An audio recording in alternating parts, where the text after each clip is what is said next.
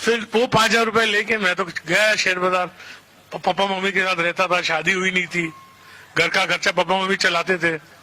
तो मेरा भाई प्रैक्टिसिंग चार्टर्ड अकाउंटेंट था, तो उसने मुझे उनके 2-3 क्लाइंटों से इंट्रोड्यूस करा दिया।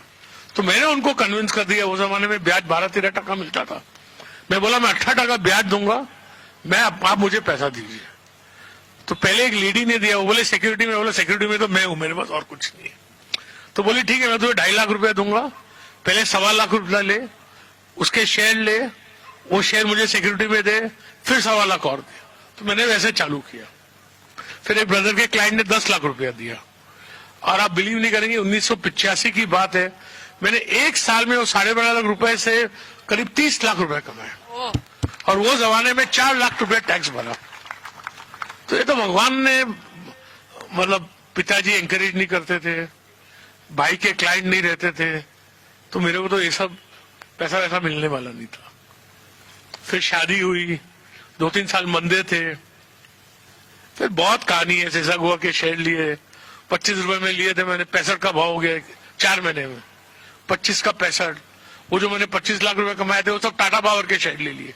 वो लिए थे 150 में, उनका भाव हो गया 1,000, तो 2-4 करोड़ रुपए, 2-3 करोड़ रुपए हो गए। फिर मधु रनवटे का एक बजट आया, उस समय शेयर बाजार में शेयर सब ऐसे शेयर ठोके कि मालूम नहीं, कोई बॉक्सिंग मैच है। जो आए बोले बेच दो बेच दो। और मुझे एक लगता था कि वीपी सिंह थे ठाकुर, लेकिन व्यापारी आदमी थे। He was the man who first abolished estate duty in India, brought down the rates of tax to 60%। तो मुझे लगता था बजट खराब नहीं आएगा। तो मेरे पास जो 2.5-3 करोड़ रुपया था, मैंने स्टेक में लगा दिया 1989 के बजट में। और आप बिलीव नहीं करें, बोलू किसको। और मेरी शादी हुई तो मेरी वाइफ पैसे वाली फैमिली की थी, वो एसी रूम में रहती थी, गाड़ी थी, हमारे पास ना गाड़ी थी, हम तो बस में जाते थे। मेरी वाइफ ने मेरी जिंदगी में आज तक एक ही चीज मांगी है, अपने रूम में एसी कब लगेगा। उस दिन समझिए जब बजट शाम को आता था, बाजार 6 से 9 रहता था, तो 6 बजे मेरी नेटवर्क 3 करोड़ थी और 9 बजे मेरी नेटवर्क 2 करोड़ 20 करोड़ थी। तो मैंने जाके बस एक ही चीज की, रेखा को घर पहुंचा रात को 2 बजे, सब डिस्कस वगैरह करके मैंने बोला रेखा अपना एसी आ गया। और फिर भगवान ने साथ दिया, और हमने क्या किया, कभी गलत काम नहीं किया पैसा कमाने के लिए।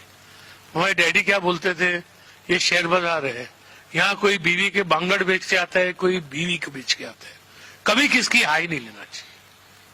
तो वो दिन और आज का दिन है, कभी मैं कोई शेयर को मैनिपुलेट करूं, इधर बेचूं उधर लूं, वो सब धंधे हमको आते ही नहीं है, आप समझे ना। और ना करने हैं तो आते हैं, लेकिन करने ही नहीं है। तो भगवान ने आज भगवान के बहुत क्या बोल सकते हैं कि I have far lesser wealth than people think, but far far far far far more than I need, because wealth also has a purpose. क्या करूंगा पैसे का, बच्चे को 200-500 करोड़ दे दूंगा, उसके बाद इससे मैं तो बहुत बार सोचता हूँ कि मरता हूं मैं कमाने के लिए, मजा मेरे जवाई और बहू करने वाले और बेटे और बेटी है, आप समझे ना। तो खुश हूं, करता वो हूं जो मैं चाहता हूं। The wealth allows me to do what I want and I live life by my terms, and whatever success I have had, I think patience, hard work, taking defeat with a smile. मुझे बहुत बार नुकसान हुआ है जिंदगी, बहुत बार setback लगा है, मैंने बहुत बार शेयर बेचे पैसा नुकसान ही भरने के लिए, लेकिन एक बार हो गया। See never be afraid to make a mistake, only make one you can afford so that you may live to make another one, because if you are afraid to make a mistake you cannot take any decision in life.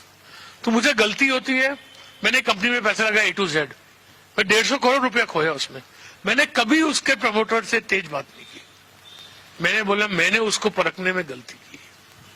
अपना decision के लिए अपने आप को blame करो, उससे सीखो और भूलो उसको।